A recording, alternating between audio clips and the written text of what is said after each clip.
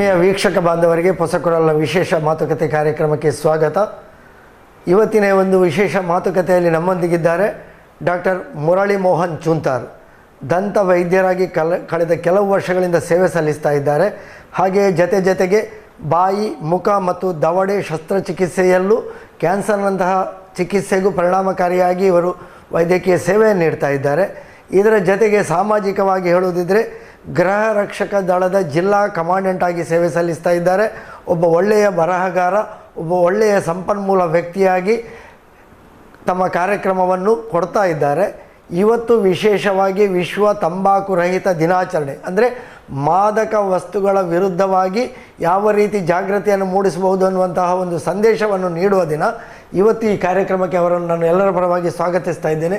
ಸ್ವಾಗತ ಡಾಕ್ಟರ್ ಮುರಳಿ ಮೋಹನ್ ಚೂಂತಾರ್ ಅವರಿಗೆ. ನಮಸ್ಕಾರ ಡಾಕ್ಟ್ರೇ, ಈಗ ಇವತ್ತು ವಿಶ್ವ ತಂಬಾಕು ರಹಿತ ದಿನ ಅಂತ ನಾವು ಒಂದು ದಿನಾಚರಣೆ, ನಮ್ಮಲ್ಲಿ ತುಂಬ ದಿನಾಚರಣೆಗಳಿವೆ. ತಾಯಿಯಂದಿರ ದಿನಾಚರಣೆ, ತಂದೆಯಂದಿರ ದಿನಾಚರಣೆ, ಪರಿಸರ ದಿನಾಚರಣೆ, ಹೀಗೆ ಎಲ್ಲ ದಿನಾಚರಣೆಗಳಲ್ಲಿ ಒಂದಾಗಿ ವಿಶ್ವ ತಂಬಾಕು ರಹಿತ ದಿನಾಚರಣೆ ಅಂತ ನಾವು ಆಚರಿಸ್ತಾ ಇದ್ದೇವೆ. ಈ ವಿಶ್ವ ತಂಬಾಕು ರಹಿತ ದಿನಾಚರಣೆ ಅಂದರೆ ಇದರ ಯಾಕೆ ಆಚರಣೆ ಮತ್ತು ಇದರ ಮಹತ್ವ ಏನು?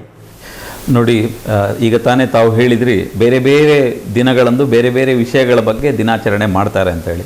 ಹಾಗೆಯೇ ಇದು 1987ರಲ್ಲಿ ವಿಶ್ವಸಂಸ್ಥೆ ಈ ವಿಶ್ವ ತಂಬಾಕು ರಹಿತ ದಿನ ಅನ್ನುವ ಒಂದು ಆಚರಣೆಯನ್ನು ಜಾರಿಗೆ ತಂದಿತ್ತು. ಇದು ಯಾಕೆ ಅಂತ ಹೇಳಿದರೆ, ತಮಗೆಲ್ಲ ಗೊತ್ತಿರ್ಬೋದು, ಎಲ್ಲರಿಗೂ ಗೊತ್ತಿದೆ, ತಂಬಾಕು ಎನ್ನುವುದು ಬಹಳ ಒಂದು ವಿಷಕಾರಕ ವಸ್ತು, ಹಾನಿಕಾರಕ ವಸ್ತು. ಆದರೂ ಸಹ ಜನ ಈ ತಂಬಾಕು ಪ್ರಾಡಕ್ಟ್ಸ್ಗಳು ಏನಿದೆ, ಬೀಡಿ, ಸಿಗರೇಟ್ ಇರ್ಬೋದು, ಕೈನಿ ಇರ್ಬೋದು, ಗುಟ್ಕಾ ಇರ್ಬೋದು, ಇಂತಹ ಎಲ್ಲ ಮಾದಕ ಪದಾರ್ಥಗಳನ್ನು ಸೇವಿಸಿ ಬಹುಶಃ ನಾವು ಈ ರಾತ್ರಿ ಕಂಡ ಬಾವಿಗೆ ಹಗಲು ಬೀಳ್ತಾರೆ ಅಂತ ಹೇಳುವ ರೀತಿಯಲ್ಲಿ ಇದರ ದಾಸರಾಗ್ತಾ ಇದ್ದಾರೆ. ಇದರಷ್ಟು ಬಹಳ ಮಾನವ ಸಂಪನ್ಮೂಲಗಳ ಲಾಸ್ ಆಗ್ತಾ ಇದೆ, ಅದೇ ರೀತಿ ಆರ್ಥಿಕ ಸಂಪನ್ಮೂಲಗಳ ಲಾಸ್ ಆಗ್ತಾ ಇದೆ. ಈ ಕಾರಣದಿಂದ ದೇಶಕ್ಕೆ ಮತ್ತು ಜಗತ್ತಿಗೆ ಬಹಳಷ್ಟು ಹಾನಿ ಆಗ್ತಾ ಇದೆ. ಈ ನಿಟ್ಟಿನಲ್ಲಿ ವಿಶ್ವಸಂಸ್ಥೆ ಏನು ಮಾಡ್ತು ಅಂದರೆ, ವರ್ಷದಿಂದ ವರ್ಷಕ್ಕೆ ಈ ತಂಬಾಕು ಸೇವಿಸುವವರ ಸಂಖ್ಯೆ ಜಾಸ್ತಿ ಆದಾಗೆ ಜನರಲ್ಲಿ ಜಾಗೃತಿ ಮೂಡಿಸಬೇಕು, ಅರಿವು ಮೂಡಿಸಬೇಕು.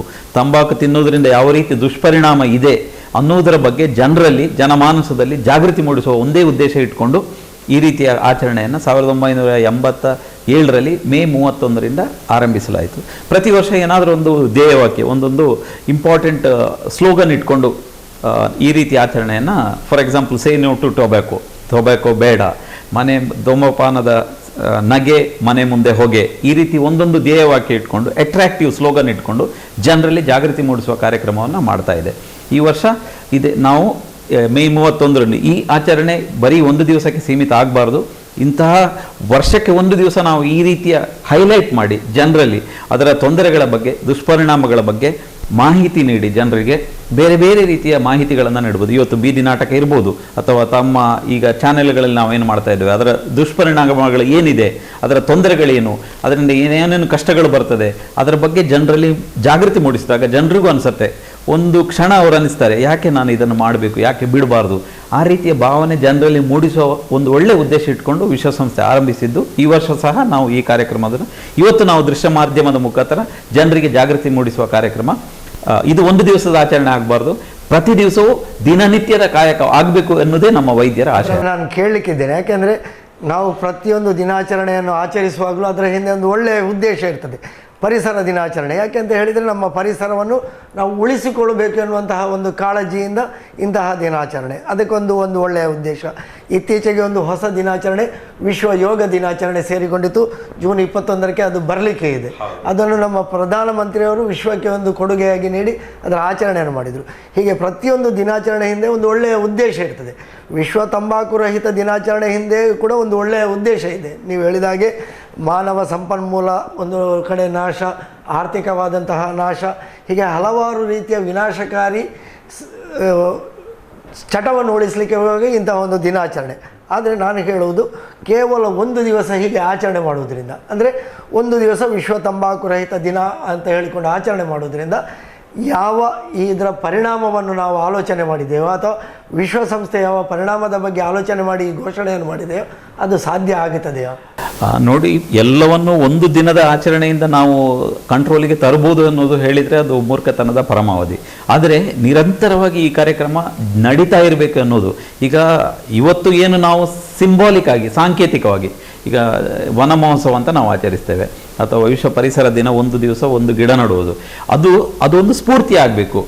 ಇವತ್ತು ನಾವು 4 ಈಗ ವೈದ್ಯರು ನನ್ನ ಕ್ಲಿನಿಕ್ಗೆ ಬರೋ ನನ್ನ ರೋಗಿಗಳಲ್ಲಿ, ನೋಡಪ್ಪ ಇವತ್ತು ನೀನು ಬೀಡಿ ಸಿಗರೇಟ್ ಎಳಿತಾ ಇದ್ರೆ ಈ ಥರ ತೊಂದರೆಗಳಿದೆ, ಚಿತ್ರವನ್ನು ತೋರಿಸೋದು ಮತ್ತು ಮೊಬೈಲ್ ಆ್ಯಪ್ನಲ್ಲಿ ಅವರಿಗೆ ತೋರಿಸೋದು ಏನು ತೊಂದರೆ ಆಗ್ತಾ ಇದೆ, ಇಂಥದ್ದನ್ನೆಲ್ಲ ಅವರಿಗೆ ನಾವು ಹೆಚ್ಚು ಮನದಟ್ಟು ಮಾಡಿಸಿದಾಗ, ಒಂದು ರೋಗಿಯನ್ನು ನಾವು ಎಜುಕೇಟ್ ಮಾಡಿದಾಗ, ಅಥವಾ ಒಬ್ಬ ಪೊಟೆನ್ಷಿಯಲ್ ಸ್ಮೋಕರನ್ನು ಅದರ ದುಷ್ಪರಿಣಾಮಗಳ ಬಗ್ಗೆ ಅವನಿಗೆ ತಿಳಿ ಹೇಳುವುದರಿಂದ, ಫಾರ್ ಎಕ್ಸಾಂಪಲ್ ಒಂದು ಮನೆಯಲ್ಲಿ ಒಬ್ಬ ತಂದೆ ಇರ್ತಾನೆ, ಅವನು ಸಿಗರೇಟ್ ಎಳಿತಾ ಇರ್ತಾನೆ, ಅವರ ಮನೆಯಲ್ಲಿ ಅವರ ಅಣ್ಣ ತಮ್ಮಂದಿರು ಇರ್ತಾರೆ, ಅವರ ಮಕ್ಕಳು ಇರ್ತಾರೆ. ಒಬ್ಬ ತಂದೆ ಮಾಡೋದನ್ನು ನೋಡಿ ಅವರ ಮಕ್ಕಳು ಚಟಕ್ಕೆ ದಾಸರಾಗ್ತಾರೆ, ಹಾಗೆ ಅವರ ಅಣ್ಣ ತಮ್ಮಂದರು ಆಗ್ಬೋದು, ಅವರ ವೈಫ್ಸ್ ಆಗ್ಬೋದು. ಆವಾಗ ನಾವು ಈ ವ್ಯಕ್ತಿಯನ್ನು ನಾವು ಈ ರೀತಿ ಅವ್ರನ್ನ ಎಜುಕೇಟ್ ಮಾಡಿದಾಗ, ನೋಡಿ ಇದರ ತೊಂದರೆಗಳೇನು ಅಂತೇಳಿ, ಅವರಿಗೆ ಕೆಲವೊಂದು ಸಣ್ಣ ಸಣ್ಣ ಪ್ರಾಬ್ಲಮ್ಗಳಿರುತ್ತೆ ನಮ್ಮ ಬಳಿ ಬಂದಾಗ, ಬಾಯಿ ಉರಿಯುವಂಥದ್ದು, ಬಾಯಲ್ಲಿ ಹುಣ್ಣಾಗುವಂಥದ್ದು.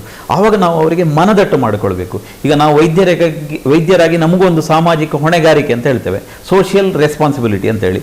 ಬರೀ ರೋಗವನ್ನು ಚಿಕಿತ್ಸೆ ಮಾಡುವುದು ವೈದ್ಯರ ಕೆಲಸ ಅಲ್ಲ, ರೋಗಿಗಳಲ್ಲಿ ರೋಗದ ಬಗ್ಗೆ ಜಾಗೃತಿ ಮೂಡಿಸುವಂಥ ಒಂದು ಪರಿಣಾಮಕಾರಿ ಕೆಲಸ ಮಾಡಬೇಕು.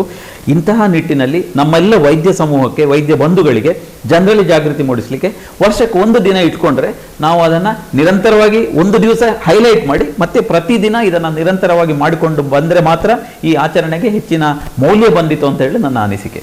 ಒಂದು ದಿವಸ ಕೇವಲ ಸಾಂಕೇತಿಕವಾಗಿ, ಅದರ ಹಿಂದೆ ನಿರಂತರವಾಗಿ ಇದು ಆಗಬೇಕೆನ್ನುವಂತಹ ಒಂದು ಉದ್ದೇಶ ಇರ್ತದೆ. ನೀವು ಹೇಳಿದ ಹಾಗೆ ರೋಗಿಗಳನ್ನು ಆ ಎಚ್ಚರಿಕೆ ಕೊಡುವುದರಿಂದ ಸಾಮಾಜಿಕವಾದಂತಹ ಒಂದು ಹೊಣೆಗಾರಿಕೆ, ಆ ಹೊಣೆಗಾರಿಕೆ ವೈದ್ಯರಾಗಿ ನಿಮಗೂ ಇದೆ, ನಮಗೂ ಇದೆ, ಎಲ್ಲರಿಗೂ ಇಂತಹ ಹೊಣೆಗಾರಿಕೆ ಇದೆ. ಈಗ ನಾನು ಹೇಳೋದು, ತಂಬಾಕು ಅಂತ ಹೇಳಿದರೆ ಅದರಲ್ಲಿ ಎಲ್ಲ ಬಂತು, ಬೀಡಿ, ಸಿಗರೇಟು, ಗುಟ್ಕಾಗಳು, ಬಾಯೊಳಗೆ ಇಟ್ಟುಕೊಳ್ಳುವಂತಹ ಹಲವು ವಸ್ತುಗಳು, ಇದೆಲ್ಲವೂ ಇದೆ. ಇದೆಲ್ಲವೂ ಒಂದೊಂದು ರೀತಿಯ ಹಾನಿಕಾರಕ ವಸ್ತುಗಳು. ಯಾವೆಲ್ಲ ರೀತಿಯಲ್ಲಿ ಇದು ಹಾನಿಯನ್ನು ಉಂಟು ಮಾಡ್ತದೆ ಒಬ್ಬ ಮನುಷ್ಯನ ದೇಹಕ್ಕೆ? ನೋಡಿ, ಈ ತಂಬಾಕು ಹಾಗೂ ಅದರ ಅಣ್ಣ ತಮ್ಮಂದರು, ಈಗ ತಾನೇ ತಾವು ಹೇಳಿದರೆ, ಬೀಡಿ ಇರ್ಬೋದು, ಸಿಗರೇಟ್ ಇರ್ಬೋದು, ಗುಟ್ಕಾ ಇರ್ಬೋದು, ಪಾನ್ ಪರಾಗ್ ಇರ್ಬೋದು, ಕೈನಿ ಇರ್ಬೋದು, ನಶ್ಯ ಇರ್ಬೋದು, ಇವೆಲ್ಲ ಏನಾಗುತ್ತೆ ಅಂತ ಹೇಳಿದರೆ ಅದರ ಮೂಲ ವಸ್ತು ಇರುವಂಥದ್ದು ಟೊಬ್ಯಾಕೊ, ಅದರಿಂದ ತಯಾರಿಸಿದಂತಹ ವಸ್ತುಗಳು, ಅದರ ಮೂಲ ವಸ್ತುವಿನ ಸಹೋದರ ಸಂಬಂಧಿಗಳು, ಕಸಿನ್ಸ್ ಅಂತ ಹೇಳ್ಬೋದು. ಅದರಲ್ಲಿ ಬಹಳಷ್ಟು ಹಾನಿಕಾರಕವಾದಂತಹ ರಾಸಾಯನಿಕಗಳಿದೆ, ಅಥವಾ ಫ್ಲೇವರಿಂಗ್ ಏಜೆಂಟ್ಸ್ಗಳಿದೆ, ಅಥವಾ ಕ್ಯಾನ್ಸರ್ ಕಾರಕ ಏಜೆಂಟ್ಗಳಿದೆ. ಇವೆಲ್ಲ ಏನು ಮಾಡ್ತೇವೆ ಅಂತೇಳಿ, ಒಂದು ಸಿಗರೇಟನ್ನೇ ನಾವು ತಗೊಳ್ಳೋಣ, ಒಂದು ಸಿಗರೇಟು ಅದನ್ನು ನಾವು ಬರ್ನ್ ಮಾಡಿದಾಗ ಅದರಲ್ಲಿ 6 ರಿಂದ 7 ಮಿಲಿಗ್ರಾಮ್ ಅಷ್ಟು ಟಾರ್ ನಾವು ಏನು ಹೇಳ್ತೇವೆ, ಟಾರ್ ಅಂತ ಹೇಳ್ತೀವಲ್ಲ, ಅದು ಉತ್ಪತ್ತಿ ಆಗ್ತದೆ. 5 ರಿಂದ 6 ಮಿಲಿಗ್ರಾಮ್ನಷ್ಟು. ಇಮ್ಯಾಜಿನ್, ಒಂದು ಹೆಲ್ದಿ ಆಗಿರುವಂಥ ಶ್ವಾಸಕೋಶಕ್ಕೆ ನಾವು ಒಂದು ಸಿಗರೇಟ್ ಎಳೆದಾಗ ಅದು ಹೋಗುವಂಥ ಎಷ್ಟು ನಮ್ಮ ಶ್ವಾಸಕೋಶವನ್ನು ಹಾಳು ಮಾಡ್ತಿದೆ, ಅದನ್ನು ನಾವು ಆಲೋಚನೆ ಮಾಡಬೇಕು. ಅದರ ಜೊತೆಗೆ ಕಾರ್ಬನ್ ಮೊನಾಕ್ಸೈಡ್ ಇರ್ಬೋದು, ಅಥವಾ ಸಾವಿರಾರು ಕೆಮಿಕಲ್ಸ್ ಇರ್ಬೋದು, ಕ್ಯಾನ್ಸರ್ ಕಾರಕ ವಸ್ತುಗಳಿರ್ಬೋದು, ಇವೆಲ್ಲ ನಮ್ಮ ಪ್ರತಿಯೊಂದು ಜೀವಕೋಶಗಳನ್ನು ಹಾನಿ ಮಾಡ್ತದೆ. ಪ್ರತಿಯೊಂದು ಜೀವನಾಡಿಯಾದಂತಹ ನಮ್ಮ ರಕ್ತನಾಳಗಳನ್ನು ಬ್ಲಾಕ್ ಮಾಡ್ತದೆ. ದೇಹದ ಪ್ರತಿಯೊಂದು ಅಂಗಾಂಗಗಳನ್ನು ಒಂದೊಂದಾಗಿ ಆಪೋಷಣ ತೆಗೆದುಕೊಳ್ತದೆ. ಈಗ ಏನಾಗ್ತದೆ, ಸ್ಲೋ ಪಾಯ್ಸನ್ ಅಂತ ನಾವು ಹೇಳ್ತೇವೆ. ನಿಧಾನವಾಗಿ ದೇಹದ ಒಂದೊಂದೇ ಅಂಗವನ್ನು, ನಮ್ಮ ಯಕೃತ್ ಲಿವರಿಗೆ ಹೋಗ್ತದೆ, ಲಿವರ್ನ ಕೆಲಸವನ್ನು ಹಾಳು ಮಾಡ್ತದೆ, ರಕ್ತನಾಳಕ್ಕೆ ಹೋಗ್ತದೆ, ಹಾರ್ಟಿಗೆ ಹೋಗ್ತದೆ, ಕಿಡ್ನಿಗೆ ಹೋಗ್ತದೆ, ಕಣ್ಣಿಗೆ ಅಂಧತ್ವ ಆಗ್ತದೆ, ಲೈಂಗಿಕ ನಿರಾಸಕ್ತಿ, ಹೀಗೆ ಎಲ್ಲ ಒಂದೊಂದೇ ವಸ್ತುಗಳನ್ನು, ದೇಹದ ಅಂಗಾಂಗಗಳನ್ನು ನುಂಗಿ ನೀರು ಕುಡಿತದೆ. ಅವನು ಇವತ್ತು ಸಿಗರೇಟ್ ಎಳೆದವನು ನಾಳೆನೇ ಸಾಯಲ್ಲ, ಅವನಿಗೆ ಕ್ಯಾನ್ಸರೂ ಬರ್ಬೋದು. 20 ವರ್ಷಗಳಲ್ಲಿ ಅವನು ಜೀವಂತವಾಗಿ ಶವ ರೀತಿಯಲ್ಲಿ ಆಗ್ತಾನೆ. ಅವನಿಗೆ ಯಾವುದೇ ಆಹಾರದಲ್ಲಿ ರುಚಿ ಇರುವುದಿಲ್ಲ, ಕೆಲಸ ಮಾಡಲಿಕ್ಕೆ ನಿರಾಸಕ್ತಿ, ಇದು ವೀಕ್ನೆಸ್ ಬರ್ತದೆ, ಆಯಾಸ ಆಗುವಂಥದ್ದು. ಹೀಗೆ ಪ್ರತಿಯೊಂದು ಎಲ್ಲ ದೇಹದ ಪ್ರತಿಯೊಂದು ಸಿಸ್ಟಮ್ಗಳನ್ನು ಹಾಳುಗೆಡವಿ ಜೀವಂತವಾಗಿದ್ದ ಒಬ್ಬ ಪ್ರೊಡಕ್ಟಿವ್ ಮನುಷ್ಯನನ್ನು ಏನಕ್ಕೂ ಬೇಡದ ಒಬ್ಬ ವ್ಯಕ್ತಿಯಾಗಿ ಸಮಾಜಕ್ಕೆ ಹೊರೆಯಾಗೋ ರೀತಿಯಲ್ಲಿ ಮಾಡ್ತಾನೆ. ನಮ್ಮ ಉದ್ದೇಶ ಇಷ್ಟೇ, ಈ ರೀತಿ ಆಚರಣೆ ಮಾಡಿ ಒಬ್ಬ ಪ್ರೊಡಕ್ಟಿವ್ ಮನುಷ್ಯನನ್ನು ಸಮಾಜಕ್ಕೆ ಅವನು ಹೊರೆ ಆಗಬಾರ್ದು, ಸಮಾಜಕ್ಕೆ ಅವನಿಂದ ಏನಾದರೂ ಒಂದು ಕೊಡುಗೆ ಬರಬೇಕು ಅನ್ನೋ ಉದ್ದೇಶದಿಂದ ಈ ರೀತಿ ಮಾಡಿ ಜನರಲ್ಲಿ ಜಾಗೃತಿ ಮೂಡಿಸುವ ಕೆಲಸವನ್ನು ನಾವು ಮಾಡ್ತಾ ಇರೋದು. ಕೇವಲ ಸಮಾಜಕ್ಕೆ ಹೊರೆ ಆಗುವುದಲ್ಲ, ಮನೆಯವರಿಗೂ ಹೊರೆ ಆಗ್ತಾನೆ. ಯಾಕೆಂದರೆ ಕೊನೆಗೆ ಅವನನ್ನು ಸಾಕುವಂಥ ಹೊಣೆ ಮನೆಯವರಿಗೆ ಬರ್ತದೆ. ಅದು ಆರ್ಥಿಕವಾಗಿ ತುಂಬ ಖಂಡಿತವಾಗಿ ಒಂದು ಮನೆಯಲ್ಲಿ ಒಂದು ಮನೆಯ ಯಜಮಾನ, ಈಗ ಅದು ತಾನೇ ನಾನು ಹೇಳ್ತಾ ಇದ್ದೇನೆ, ಹಿಂದಿನ ಕಾಲದಲ್ಲಿ ಈ ಕ್ಯಾನ್ಸರ್ ರೋಗ ಬರುವುದು, ಬಾಯಿ ಕ್ಯಾನ್ಸರ್ ರೋಗ ಬರುವುದು 60, 70, 80 ವಯಸ್ಸಾದ ಮೇಲೆ ಬರುವಂಥದ್ದು ಒಂದು ವಾಡಿಕೆ. ಕ್ಯಾನ್ಸರ್ ಬಂದರೆ ಪಾಪ ಆರೋಗ್ಯ ಪ್ರಾಯ ಅಂಡ್ ಅಜ್ಪಕಾರಿಂಡು ನಾಣ ಕ್ಯಾನ್ಸರ್ ಬರ್ಪಣ ಕಾಲ ಅಂತ ಆ ರೀತಿ ಒಂದು ಆಡು ಮಾತು ಇತ್ತು. ಈಗ ಏನಾಗಿದೆ ಅಂದರೆ ಬಹಳ ನೋವಿನ ಸಂಗತಿ, ದೌರ್ಭಾಗ್ಯದ ಸಂಗತಿ. ಒಬ್ಬ ವೈದ್ಯನಾಗಿ ಬಹಳ ನೋವಿನಿಂದ ನಾನು ಹೇಳ್ತಾ ಇದ್ದೇನೆ. ಯಾಕೆಂತ ಹೇಳಿದರೆ ಇವತ್ತಿನ ದಿವಸ ನಮ್ಮ ಯುವಜನರು ಜಾಸ್ತಿ ಬೀಡಿ ಸಿಗರೇಟ್ ಎಳೆಯುವಂಥದ್ದು, ಗುಟ್ಕಾ ತಿನ್ನುವಂಥದ್ದು. ನಿನ್ನೆ ತಾನೇ ನನ್ನ ಕ್ಲಿನಿಕ್ನಲ್ಲಿ 22 ವರ್ಷದ ಒಬ್ಬ ಹುಡುಗ, ಇನ್ನೂ ಮೀಸೆನೇ ಸರಿಯಾಗಿ ಬಂದಿಲ್ಲ, ಅವನಿಗೆ ಬಾಯಿ ತೆರೀಲಿಕ್ಕೆ ಆಗ್ತಾ ಇಲ್ಲ. ಕೇಳಿದರೆ ಬಾಯಿ ಒಡೆಪೆರ ಆಪುಜ್ಜಿ ಬಾಯಿ ಟೊಂಜಿ ಪುಂಡು ಉಂಡು ಅಂತೇಳಿ. ಒಬ್ಬ 22 ವರ್ಷದ ಹುಡುಗನಿಗೆ, ಮೀಸೆ ಬಾರದ ಒಬ್ಬ ಹುಡುಗನಿಗೆ ಬಾಯಿ ಓಪನ್ ಮಾಡೋಕ್ಕಾಗಲ್ಲ, ಬಾಯಿನಲ್ಲಿ ಹುಣ್ಣಾಗಿದೆ ಅಂದರೆ ಅದೆಷ್ಟು ದೇಶಕ್ಕೆ ಎಷ್ಟು ದೌರ್ಭಾಗ್ಯದ ಸಂಗತಿ. ಅವನು ಇನ್ನೂ ಕಲ್ತಾಗಲಿಲ್ಲ. ಅವನು ದೇಶದಿಂದ, ಇವತ್ತಿನ ಯುವ ಜನಾಂಗ ದೇಶಕ್ಕೆ ಪ್ರೊಡಕ್ಟಿವ್ ಆಗಿ ಏನಾದರೂ ಒಂದು ಒಳ್ಳೇದು ಆಗುವ ರೀತಿಯಲ್ಲಿ ಕೆಲಸ ಮಾಡಬೇಕು. ರೀತಿಯಲ್ಲಿ ಅವ ನಮ್ಮ ಸಂಪನ್ಮೂಲ ವ್ಯಕ್ತಿ, ಖಂಡಿತ ದೇಶದ ಅಸೆಟ್. ನಮ್ಮ ಮಾನ್ಯ ಪ್ರಧಾನಮಂತ್ರಿ ಅವರು ಏನು ಹೇಳ್ತಾರೆ, 50% ಯೂತ್ಸ್ ಇನ್ ಇಂಡಿಯಾ, 50% ಪಾಪ್ಯುಲೇಷನ್ ಅಲ್ಲಿ 50% ಯೂತ್ಸೇ ಇದ್ದಾರೆ. ಇಂತಹ ಯುವಕರು ದೇಶಕ್ಕೆ ಒಂದು ಅಸೆಟ್ ಆಗಬೇಕು, ದೇಶಕ್ಕೆ ಒಂದು ಕೊಡುಗೆ ಕೊಡಬೇಕು. ಅಂಥವ್ರು ಇವತ್ತು ಸಮಾಜಕ್ಕೆ ಹೊರೆಯಾದರೆ ಎಷ್ಟು ನೋವಾಗ್ತದೆ. ಹಾಗಿರುವಾಗ ಈ 20-30 ವರ್ಷಗಳಲ್ಲಿ ಈಗ ಒಬ್ಬ ಮನುಷ್ಯನಿಗೆ ಕ್ಯಾನ್ಸರ್ ಬರೋದಂದರೆ ಬಹಳ ದೌರ್ಭಾಗ್ಯದ ಸಂಗತಿ. 60-70ರಲ್ಲಿ ಬರುವಂತಹ ಕ್ಯಾನ್ಸರ್ ಈಗ 20-30ರಲ್ಲಿ ಬರೋದು. ಈಗ ನಮಗೆಲ್ಲ ಇನ್ನೊಂದು ವಿಚಾರ, ನಮ್ಮ ಹಿಂದಿನ ಕಾಲದಲ್ಲೆಲ್ಲ 70 ವಯಸ್ಸಾದ ನಂತರ ಹಾರ್ಟ್ ಅಟ್ಯಾಕ್ ಆಗೋದು. ಈಗ ನಿನ್ನೆ ತಾನೇ ಒಂದು ಪತ್ರಿಕೆಯಲ್ಲಿ ಓದಿದೆ, 32 ವರ್ಷದ ವ್ಯಕ್ತಿ ಹೃದಯಾಘಾತ ಆಗಿದೆ ಅಂತೇಳಿ. ಇದು 32 ವರ್ಷಕ್ಕೆ ಹೃದಯಾಘಾತ ಆಗುವ ವಯಸ್ಸ ಯಾಕೆ ಆಗ್ತದೆ? ಸ್ಟ್ರೋಕ್ ಆಗಿದೆ ಅಂತೇಳಿ. ಇದೆಲ್ಲ ಯಾಕೆ? ಇಂತಹ ಈ ತಂಬಾಕು ಸೇವನೆ ಮಾಡೋದರಿಂದ ಈ ಪ್ರಾಡಕ್ಟ್ಸ್ಗಳನ್ನು ತೆಗೆದುಕೊಂಡಾಗ ಅದು ರಕ್ತನಾಳಗಳು ಪೆಡಸುಗೊಂಡು ಅದರ ಒಳಗಡೆ ಬ್ಲಾಕ್ ಆಗಿ ಬ್ರೈನ್ ಸ್ಟ್ರೋಕು ಆಗ್ಬೋದು, ಹಾರ್ಟ್ ಅಟ್ಯಾಕು ಆಗ್ಬೋದು. ಎಲ್ಲ ಬರೀ ಒಂದು ಕ್ಯಾನ್ಸರ್ ಅಂತಲ್ಲ, ಹಲವಾರು ರೋಗಗಳು ಬಂದು ಮನುಷ್ಯನನ್ನು ಜೀವಂತವಾಗಿ ಶವ ಆಗಿಸ್ತದೆ, ಸಮಾಜಕ್ಕೆ ಹೊರೆ ಆಗ್ತದೆ. ಅದು ಆಗಬಾರ್ದು ಅನ್ನೋದೇ ನಮ್ಮ ಒಂದು ಕಾಳಜಿ, ಸಾಮಾಜಿಕ ಕಾಳಜಿ ಅಂತ ನಾವು ಹೇಳ್ಬೋದು. ಪ್ರಿಯ ವೀಕ್ಷಕ ಬಾಂಧವರೇ, ವಿಶ್ವ ತಂಬಾಕು ರಹಿತ ದಿನ ಇವತ್ತು. ಈ ದಿನದ ಬಗ್ಗೆ, ಈ ಒಂದು ತಂಬಾಕುವಿನಿಂದ ಆಗುವಂತಹ, ಮನುಷ್ಯನಿಗೆ ಆಗುವಂತಹ ಹಾನಿಯ ಬಗ್ಗೆ, ಕೇವಲ ಅದು ಮನುಷ್ಯನಿಗೆ ಹಾನಿಯಲ್ಲ, ಸಮಾಜಕ್ಕೆ, ದೇಶಕ್ಕೆ ಹಾನಿ ಎನ್ನುವ ವಿಷಯವನ್ನು ನಮ್ಮ ಬಗ್ಗೆ ಚರ್ಚಿಸ್ತಾ ಇದ್ದಾರೆ, ವಿವರಿಸ್ತಾ ಇದ್ದಾರೆ ಡಾಕ್ಟರ್ ಮುರಳಿ ಮೋಹನ್ ಚೂಂತಾರ್.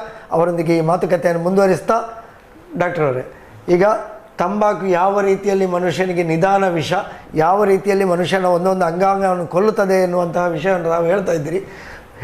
ವಿಶೇಷವಾಗಿ ಇದರಿಂದ ಬರುವಂತಹ ಬಾಯಿ ಕ್ಯಾನ್ಸರ್, ಮೊದಲು 70-80 ನಂತರ ಬರುತ್ತಿದ್ದಂತಹ ಈ ಒಂದು ಬಾಯಿ ಕ್ಯಾನ್ಸರ್ ಈಗ 20-30ಕ್ಕೆ ಬಂದು ಇಳಿದಿದೆ. ಹೃದಯಾಘಾತವೂ ಕೂಡ ಅದೇ ರೀತಿಯಾಗಿ ಬಂದಿದೆ. ಹಾಗಿದ್ರೆ ಈ ಬಾಯಿ ಕ್ಯಾನ್ಸರ್ ಯಾವ ರೀತಿಯಲ್ಲಿ ಅದು ಬರ್ತದೆ? ನೋಡಿ, ಏನು ಈ ಸಾಮಾನ್ಯವಾಗಿ ಹೆಚ್ಚಿನ ಎಲ್ಲ ಈ ತಂಬಾಕು ಪ್ರಾಡಕ್ಟ್ ಯೂಸ್ ಮಾಡುವವರು, ಈಗ ಗುಟ್ಕಾ ಇರ್ಬೋದು, ಪಾನ್ ಪರಾಗ್ ಇರ್ಬೋದು, ಅಥವಾ ತಂಬಾಕಿನ ಎಲ್ಲ ಪ್ರಾಡಕ್ಟ್ಗಳನ್ನು ಬಾಯಿಯಲ್ಲಿ ಇಡುವಂಥದ್ದು ಒಂದು ವಾಡಿಕೆ. ಅವ್ರೇನು ಹೇಳ್ತಾರೆ, ಯಾಕಪ್ಪ ತಿಂತಾ ಇದೆ ಅಂತ ಕೇಳಿದರೆ ನನಗೆ ಟೆನ್ಷನ್ ಅಂತ ಹೇಳ್ತಾರೆ. ನನಗೆ ಕೆಲಸ ಮಾಡುವಾಗ, ರಾತ್ರಿ ಹೊತ್ತು ಕೆಲಸ ಮಾಡುವಾಗ ಅವ್ರೇನು ಮಾಡ್ತಾರೆ, ತುಟಿಯನ್ನು ಓಪನ್ ಮಾಡಿ ತುಟಿಯ ಒಳಗಡೆ ಇಟ್ಕೋತಾರೆ, ಅಥವಾ ಹಿಂದ್ಗಡೆ ಬಾಯಿಯ ಹಿಂಭಾಗದಲ್ಲಿ, ಆ ಜಾಗದಲ್ಲಿ ಈ ಗುಟ್ಕಾ ಅಥವಾ ಪಾನ್ ಪರಾಗಗಳನ್ನು ಅಲ್ಲೇ ಇಟ್ಕೊಂಡು ಗಂಟೆಗಟ್ಟಲೆ ಇಟ್ಕೊಂಡು ಉಗಿತಾನೇ ಇರ್ತಾರೆ, ಅಥವಾ ಕೆಲವರು ನುಂಗ್ತಾರೆ. ಇದು ಏನಾಗ್ತದೆ, ಈ ತಂಬಾಕು ಆ ಒಂದು ಜಾಗದಲ್ಲಿ ಆ ಏರಿಯಾವನ್ನು, ಅಲ್ಲಿಯ ಮಾಂಸವನ್ನು ಬರ್ನ್ ಮಾಡ್ತದೆ, ಸುಟ್ಟು ಹಾಕ್ತದೆ. ಕ್ರಮೇಣ ಅಲ್ಲಿ ಇರುವಂತಹ ಜೀವಕೋಶಗಳ ಮೇಲೆ ಡಿಸ್ಪ್ಲಾಸಿ ಅಂತ ನಮ್ಮ ಸೈಂಟಿಫಿಕ್ ಆಗಿ ನಾವು ಹೇಳ್ತೇವೆ, ಅಲ್ಲಿಯ ಟಿಶ್ಯೂಗಳು, ಸೆಲ್ಗಳು ತನ್ನ ರೂಪಾಂತರ ಮಾಡಿಕೊಳ್ತೇವೆ. ರೂಪಾಂತರ ಮಾಡಿಕೊಂಡಾಗೆ ಅದರ ಒಳಗಿನ ಜೀವಕೋಶದ ಒಳಗೆ ಇರುವಂತಹ ನ್ಯೂಕ್ಲಿಯಸ್ನಲ್ಲಿ ಏನು RNA ಅಥವಾ DNA ಏನಿದೆ ಅದರಲ್ಲಿ ಮಾರ್ಪಾಡು ಹೊಂದಿ ಸೆಲ್ಗಳು ಒಂದು ರೀತಿಯ ಕ್ಯಾನ್ಸರ್ ಕಾರಕ ಸೆಲ್ಲುಗಳಾಗಿ ಪರಿವರ್ತನೆ ಆಗ್ತದೆ. ಅದು ಅವರಿಗೆ ಗೊತ್ತಾಗೋದಿಲ್ಲ, ಆದರೆ ಅವರಿಗೆ ಅದರ ಲಕ್ಷಣಗಳು ಬಾಯಿನಲ್ಲಿ ಗೊತ್ತಾಗ್ತದೆ. ಸಾಮಾನ್ಯವಾಗಿ ಒಬ್ಬ ಗುಟ್ಕಾ ಅಥವಾ ಪಾನ್ ಪರಾಗ್ ತಿನ್ನುವವನಿಗೆ ಮೊದಲನೇ ಹಂತದಲ್ಲಿ ಬಾಯಿನಲ್ಲಿ ಉರಿ ಬರ್ತದೆ. ಏನಾಗ್ತದೆ ಅಂದರೆ ಅವನು ಹೇಳ್ತಾನೆ, ಏನು ಬಾಯಿಗೆ ಬಾಯಿಗೆ ಪಾಂಟ್ಲ ಬಾಯಿ ಉರಿಪಿಂಡು ಮಾರ್ಯಾರೆ, ಖಾರ ಇನ್ನೇರನೇ ಅಪ್ಪುಜ್ಜಿ. ಇದು ಅವರ ಪ್ರೈಮರಿ ಕಂಪ್ಲೇಂಟ್. ಯಾವನಾದರೂ ಒಬ್ಬ ವ್ಯಕ್ತಿ ನನ್ನ ಕ್ಲಿನಿಕ್ಕಿಗೆ ಬಂದು ನನ್ನ ಹತ್ರ ಬಾಯಿ ಉರಿಪಿಂಡು ದಾದಲ್ಲ ಬಾಯಿಗೆ ಪಾಡ್ಯರನೇ ಅಪ್ಪುಜ್ಜಿ ಅಂತ ಹೇಳಿದರೆ, ಬಹುಶಃ ಅವನ ಸಿಂಪ್ಟಮ್ಸ್, ನೀವು ಸಿಗರೇಟ್ ಎಳಿತೀರಾ, ಗುಟ್ಕಾ ತಿಂತೀರಾ, ಗುಟ್ಕೊಂದಿದ್ದಿನಟೊಂದು 10 ದಿಂಪೆ ಅಂತ ಹೇಳಿದಾಗ ನಮಗೆ ವಿಷಯ ಗೊತ್ತಾಗ್ತದೆ, ಇದುವೇ ಅಂತೇಳಿ. ಈ ರೀತಿ ಪ್ರಾಥಮಿಕವಾಗಿ ಬಾಯಿ ಉರಿಲಿಕ್ಕೆ ಶುರುವಾಗ್ತದೆ.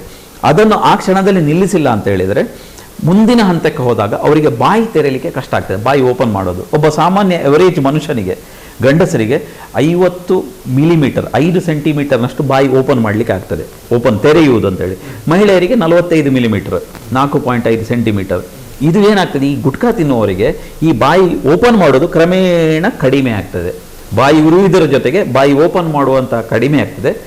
20 ಮಿಲಿಮೀಟರ್ 10 ಮಿಲಿಮೀಟರ್, ಕೆಲವೊಮ್ಮೆ ಬಾಯಿ ತೆರೀಲಿಕ್ಕೆ ಆಗೋದಿಲ್ಲ. ನನಗೆ ಬಾಯಿ ತೆರೀಲಿಕ್ಕೆ ಆಗೋದಿಲ್ಲ ಅಂತ ಹೇಳಿದಾಗ ಗುಟ್ಕಾ ತಿಂತಾ ಇದೆಯಾ ಅಂತ ಫಸ್ಟ್ ಕ್ವಶನ್ನೇ ನಾವು ಕೇಳ್ತೇವೆ. ಸೊ ಬಾಯಿ ಉರಿಯುವಂಥದ್ದು, ಮತ್ತು ನೆಕ್ಸ್ಟ್ ಬಾಯಿ ತೆರೀಲಿಕ್ಕೆ ಆಗದಂಥದ್ದು. ಮೂರನೇ ಹಂತದಲ್ಲಿ ಬಾಯಿನಲ್ಲಿ ಹುಣ್ಣಾಗೋದು. ಕೆಲವರು ಬರ್ತಾರೆ, ನನ್ನ ಡಾಕ್ಟ್ರೆ ಬಾಯಿ ತೊಳೆ ಒಂಜಿ ಎಲ್ಲೇ ಪುಣ್ಣು ಮೊರಣೆ 2 ದಿನ ಅಂಡತ್ತೆ ಅಂತ. ಆ್ಯಕ್ಚುಲಿ ಹೇಳಿದರೆ ಅದು 5-6 ತಿಂಗಳಿಂದ ಇರುತ್ತೆ. ಅವರು ಅದನ್ನು ನಿಗ್ಲೆಕ್ಟ್ ಮಾಡ್ತಾರೆ. ಏನೋ ಆಯುರ್ವೇದಿಕ್ ಮೆಡಿಸಿನ್ ಇರ್ಬೋದು ಅಥವಾ ಏನಾದರೂ ಒಂದು ಸಣ್ಣ ಪುಟ್ಟ ಮದ್ದುಗಳನ್ನು ಇಟ್ಟು ಅಲ್ಲಿಗೆ ತಾತ್ಕಾಲಿಕ ನೋವು ಶಮನ ಮಾಡಲಿಕ್ಕೆ. ನೆನ್ಪಿಟ್ಕೊಳ್ಳಿ ವೀಕ್ಷಕರೇ, ಬಾಯಿನಲ್ಲಿ ಒಂದು ಹುಣ್ಣು 1 ವಾರಕ್ಕಿಂತ ಜಾಸ್ತಿ ಇದ್ದರೆ ನೀವು ಯಾವುದೇ ಕಾರಣಕ್ಕೂ ತಡ ಮಾಡಬೇಡಿ. ತಕ್ಷಣವೇ ದಂತವೈದ್ಯರ ಬಳಿ ಆಗ್ಬೋದು ಅಥವಾ ನಿಮ್ಮ ಫಿಸಿಷಿಯನ್ ಇರ್ಬೋದು ಅಥವಾ ವೈದ್ಯರ ಬಳಿ ತೋರಿಸ್ಕೊಳ್ಳಿ. 1 ವಾರಕ್ಕಿಂತ ಜಾಸ್ತಿ ಬಾಯಿನಲ್ಲಿ ಹುಣ್ಣಿದ್ರೆ, ಬಾಯಿನಲ್ಲಿ ಹುಣ್ಣು ಹಲವಾರು ಕಾರಣಗಳಿಗೆ ಆಗ್ತದೆ. ನಿಮಗೆ ಟೆನ್ಷನ್ ಆದಾಗ ಆಗ್ತದೆ, ನಿದ್ದೆ ಕೆಟ್ಟರೆ ಆಗ್ತದೆ, ವೈಟಮಿನ್ ಡೆಫಿಷಿಯನ್ಸಿಂದ ಆಗುತ್ತೆ, ಹಲವಾರು ಕಾರಣಗಳಿಂದ ಬಾಯಿನಲ್ಲಿ ಹುಣ್ಣಾಗತ್ತೆ. ಆದರೆ 1 ವಾರಕ್ಕಿಂತ ಜಾಸ್ತಿ ಬಾಯಿನಲ್ಲಿ ಹುಣ್ಣಿದೆ ಅಂತ ಆದರೆ ಖಂಡಿತವಾಗಿ ವೈದ್ಯರ ಬಳಿ ಹೋಗಿ. ಈ ರೀತಿ ಮೊದಲನೇ ಹಂತದಲ್ಲಿ ಬಾಯಿ ಉರಿಯುವುದು, ಬಾಯಿ ತೆರೀಲಿಕ್ಕಾಗೋದು, ಮತ್ತು ಒಣಗದಂಥ ಹುಣ್ಣಿದ್ರೆ ಅದು ಕ್ಯಾನ್ಸರಿನ ಪ್ರಾಥಮಿಕ ಲಕ್ಷಣ. ಅದರ ಜೊತೆಗೆ ಬಾಯಿನಲ್ಲಿ ಎಂಜಲು ಜಾಸ್ತಿ ಬರುವಂಥದ್ದು, ಆ ಜಾಗವನ್ನು ಮುಟ್ಟಿದಾಗ ರಕ್ತ ಒಸರುವಂಥದ್ದು, ಅದನ್ನು ಮುಟ್ಟಿದಾಗ ಗಟ್ಟಿ ಗಟ್ಟಿ ಅನಿಸುವಂಥದ್ದು ಅಥವಾ ಗೆಡ್ಡೆ ರೀತಿಯಲ್ಲಿ ಬೆಳೆಯುವಂಥದ್ದು, ಇದೆಲ್ಲ ಬೇರೆ ಬೇರೆ ರೀತಿಯಲ್ಲಿ ನಮಗೆ ಪ್ರೆಸೆಂಟೇಷನ್ ಇರುತ್ತೆ. ನಾವು ವೈದ್ಯರು ನೋಡಿದ ಕೂಡಲೇ ನಮಗೆ ಗೊತ್ತಾಗುತ್ತೆ ಒಬ್ಬ ವ್ಯಕ್ತಿ 4-5 ವರ್ಷದಿಂದ ಎಲೆ ಅಡಿಕೆ ತಿಂತಾ ಇದ್ದಾನೆ, ಗುಟ್ಕಾ ತಿಂತಾ ಇದ್ದಾನೆ, ಬಾಯಿನಲ್ಲಿ ಹುಣ್ಣಿದೆ ಅಂದರೆ ನಮ್ಮ ಪ್ರಾಥಮಿಕವಾಗಿ ನಾವು ಚಿಂತನೆ ಮಾಡೋದು ಬಹುಶಃ ಇವನಿಗೆ ಕ್ಯಾನ್ಸರ್ ಆಗಿರುವ ಸಾಧ್ಯತೆ ಇದೆ ಅಂತ. ನೋಡಿದ ಕೂಡಲೇ ನಾವು ಅವರಿಗೆ ಕ್ಯಾನ್ಸರ್ ಅಂತ ಹೇಳಲ್ಲ. ಬಂದು ಇದಕ್ಕೆ ಕ್ಯಾನ್ಸರ್ ಅಂಟು ನಾಳೆ ಇದು ಸೈಫ್ನೇ ಅಂತೇಳಿ ಆ ರೀತಿಯೂ ನಾವು ಹೇಳೋದಿಲ್ಲ.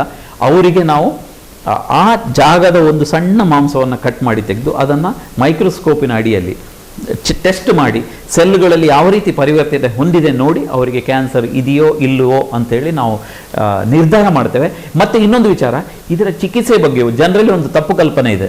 ಈ ಬಾಯಿಗೆ ಕ್ಯಾನ್ಸರ್ ಬಂದರೆ ಆಯಪೋಯೆ ಅಂತೇಳಿ. ಖಂಡಿತವಾಗಿಯೂ ಇಲ್ಲ. ಕ್ಯಾನ್ಸರಿಗೆ ಚಿಕಿತ್ಸೆ ಇದೆ, ಕ್ಯಾನ್ಸರಿಗೆ ಚಿಕಿತ್ಸೆ ಇಲ್ಲ ಅಂತ ಹೇಳೋದು ತಪ್ಪು ಕಲ್ಪನೆ. ಫಸ್ಟ್ ಸ್ಟೇಜ್ ಮತ್ತು ಸೆಕೆಂಡ್ ಸ್ಟೇಜ್, ಪ್ರಾಥಮಿಕ ಹಂತದಲ್ಲಿ ಕ್ಯಾನ್ಸರನ್ನು ಕ್ಯೂರ್ ಮಾಡಲಿಕ್ಕೆ ಆಗುತ್ತದೆ, ಪ್ರೊವೈಡೆಡ್ ನೀವು ನಿಮ್ಮ ಚಟವನ್ನು ಬಿಡಬೇಕು, ಪ್ಲಸ್ ಆರಂಭಿಕ ಹಂತದಲ್ಲಿ ತೋರಿಸಿಬಿಡಬೇಕು. 3 ಮತ್ತು 4ನೇ ಹಂತದಲ್ಲಿ ಕ್ಯಾನ್ಸರ್ ಆದಂಥ ಗೆಡ್ಡೆ ನಮ್ಮ ಕುತ್ತಿಗೆಗೆ ಅಥವಾ ರಕ್ತಕ್ಕೆ ಸ್ಪ್ರೆಡ್ ಆದಮೇಲೆ ಲಂಗ್ಸಿಗೆ, ಬೇರೆ ಕಡೆ ಬ್ರೈನಿಗೆ ಸ್ಪ್ರೆಡ್ ಆದರೆ ಬರೀ ಸರ್ಜರಿ ಸಾಕಾಗೋದಿಲ್ಲ. ಕೀಮೋಥೆರಪಿ ಅಂತ ಉಂಟು, ರೇಡಿಯೋಥೆರಪಿ ಅಂತ ಮಾಡಿ ಚಿಕಿತ್ಸೆ ಮಾಡಬೇಕು. ಆರಂಭಿಕ ಹಂತದಲ್ಲಿ ಸರ್ಜರಿ ಮಾಡಿ ರೇಡಿಯೋಥೆರಪಿ ಮಾಡಿದರೆ ಖಂಡಿತವಾಗಿ ಕ್ಯೂರ್ ಮಾಡಬಹುದು. ನಾನು ವೀಕ್ಷಕರಲ್ಲಿ ಹೇಳೋದು ಇಷ್ಟೇ, ನಿಮ್ಮ ಬಾಯಿನಲ್ಲಿ ಹುಣ್ಣಿದೆಯೋ ದಯವಿಟ್ಟು ನಿಗ್ಲೆಕ್ಟ್ ಮಾಡಬೇಡಿ. ದಯವಿಟ್ಟು ದಂತವೈದ್ಯರ ಬಳಿ ತೋರಿಸಿ ಅಥವಾ ಇನ್ನಾವುದೇ ಡಾಕ್ಟರ್ ಬಳಿ ತೋರಿಸಿ ಸೂಕ್ತವಾದಂಥ ಪ್ರಿಕಾಷನ್ ತಗೊಳ್ಳಿ.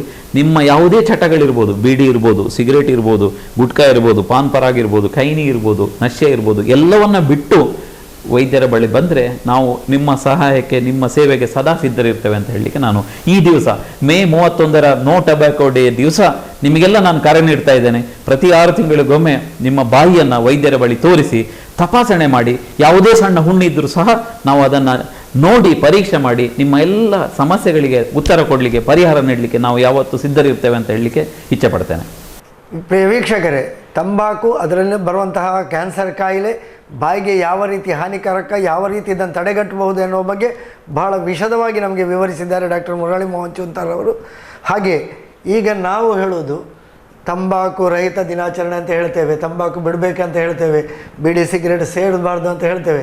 ಇದರ ಬಗ್ಗೆ ಚರ್ಚೆ ಮಾಡಲಿಕ್ಕೆ ಹೋದರೆ ತುಂಬ ವಿಷಯಗಳುಂಟು. ಮೂಲತಃವಾಗಿ ನಮ್ಮ ಬೀಡಿ ಉದ್ಯಮ ಇರುವಂತಹ ಒಂದು ಜಿಲ್ಲೆ ಇದು. ಈಗ ಅದು ನಶಿಸಿ ಹೋಗ್ತಾ ಇದೆ. ಒಂದು ಕಡೆಯಿಂದ ಅವರ ಬೊಬ್ಬೆ ಇದೆ, ನಮಗೆ ಬೀಡಿ ಉದ್ಯಮ ಇಲ್ಲ, ನಮ್ಮ ಕೆಲಸ ಇಲ್ಲ ಅಂತ ಹೇಳಿಕೊಂಡು ಅದನ್ನೆಲ್ಲ ಬಿಟ್ಟುಕೊಟ್ರು. ನಾವು ಜಾಹೀರಾತುಗಳಲ್ಲಿ ಸಿಗರೇಟ್ ಸೇದುವುದನ್ನು ನೋಡ್ತೇವೆ.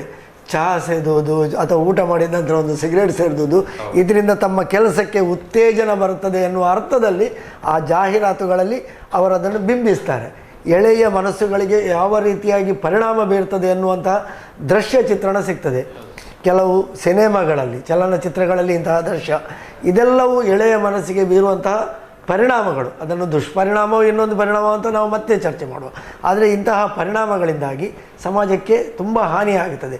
ಇದರ ಬಗ್ಗೆ ಯಾವ ರೀತಿ ಕ್ರಮ ತೆಗೆದುಕೊಳ್ಬಹುದು? ನೋಡಿ, ಇದು ಒಂದು ಬಹಳ ಡಬಲ್ ಎಜ್ಡ್ ಸ್ವಾರ್ಡ್, 2 ಅಲುಗಿನ ಕತ್ತಿ ಅಂತ ನಾವು ಹೇಳ್ತೇವೆ.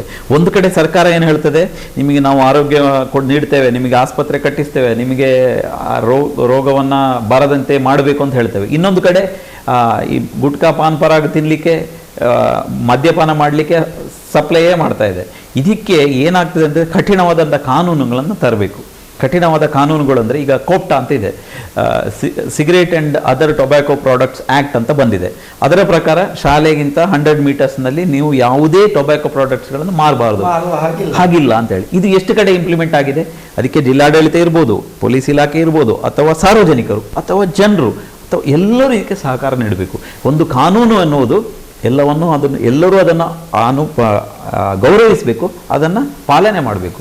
ಬರೀ ನಾವು ಜಿಲ್ಲಾಡಳಿತ ಮಾಡಬೇಕು ಅಂತ ಹೇಳಿದ್ರೆ ಆಗಲ್ಲ. ಈ ಕಾನೂನುಗಳನ್ನು ಸರಿಯಾದ ರೀತಿಯಲ್ಲಿ, ಅದೇ ರೀತಿ ತಾವು ಹೇಳಿದ್ರಿ, ಸಿನಿಮಾದಲ್ಲಿ ಹೀರೋ ಬರ್ತಾನೆ, ಸಿಗರೇಟ್ ಎಳಿತಾನೆ, ಕೆಳಗಡೆ ಒಂದು ಸಣ್ಣ ಲೈನ್ ಇರ್ತದೆ, cigarette smoking is injurious to health ಅಂತೇಳಿ. ಅದೇ ನಮ್ಮ ಸಿಗರೇಟ್ನಲ್ಲೂ ಇರುತ್ತೆ, cigarette smoking can cause cancer ಅಂತ ದೊಡ್ಡ ಚಿತ್ರ ಹಾಕ್ತಾರೆ.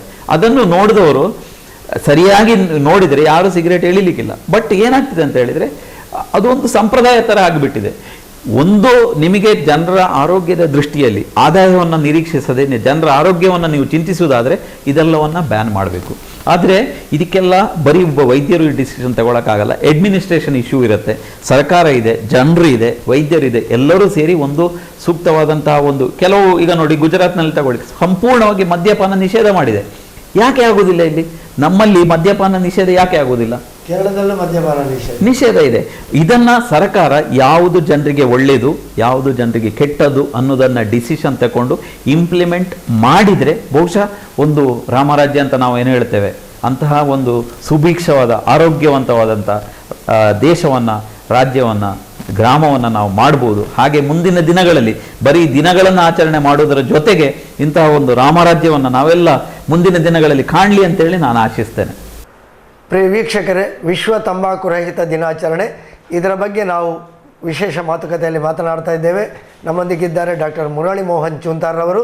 ತಂಬಾಕುವಿನಿಂದ ಆಗುವ ಹಾನಿ, ಇದರಿಂದ ಆಗುವ ದುಷ್ಪರಿಣಾಮ, ಸಮಾಜಕ್ಕೆ ಯಾವ ರೀತಿ ಇದು ಕೆಡುಕು, ಕ್ಯಾನ್ಸರ್ ಯಾವ ರೀತಿ ಬರ್ತದೆ, ಯಾವ ರೀತಿ ತಡೆಗಟ್ಟಬಹುದು, ಈ ಎಲ್ಲ ವಿಷಯಗಳ ಬಗ್ಗೆ ನಾವು ಚರ್ಚೆ ಮಾಡಿದೆವು.